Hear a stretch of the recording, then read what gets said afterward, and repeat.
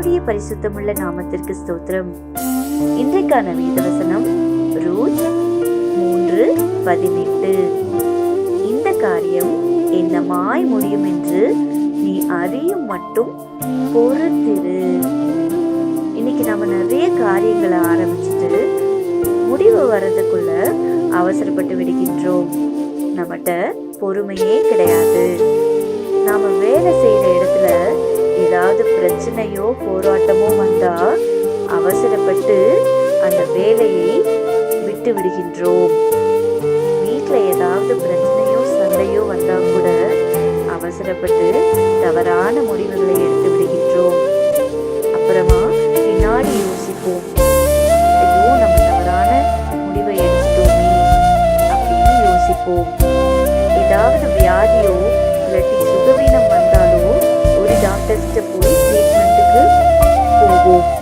அவர்கள் எழுதி கொடுக்கின்ற மருந்துகள் சரியாக வேலை செய்வதற்குள்ளாக நாம் இந்த மருந்து சரியா வேலை செய்யல, அந்த டாக்டர் சரியில்லைன்னு அவசரப்பட்டு முடிவெடுத்து இன்னொரு டாக்டரை போய் பார்ப்போம். சில பேரை கோவத்துல அவசரப்பட்டு வார்த்தைகளை விட்டு விடுகின்றோம். அந்த வார்த்தைகள் அவர்களை எவ்வளவாய் புண்படுத்துகிறது என்பதை கூட யோசிக்காமல் பேசி விடுகின்றோம்.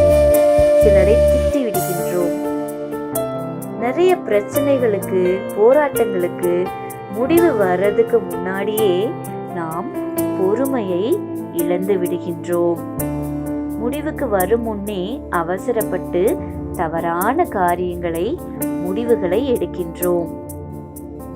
இந்த காரியம் என்னமாய் முடியும் என்று நீ அறியும் மட்டும் பொறுத்திரு என்ற வசனத்தின்படி நமக்குள்ளாக பொறுமை வேண்டும்.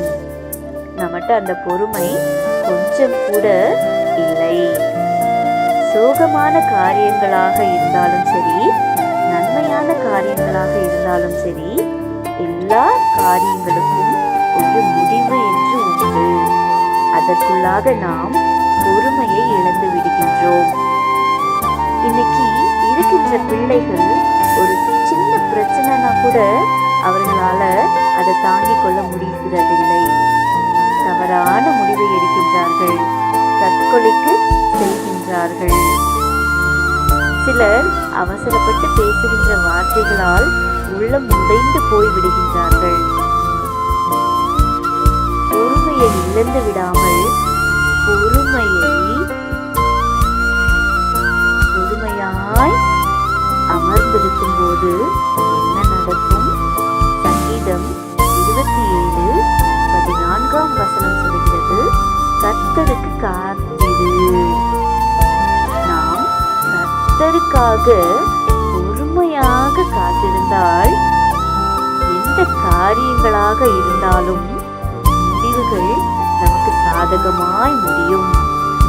எனவே கலங்காதிருங்கள். God bless you. Amen. Amen.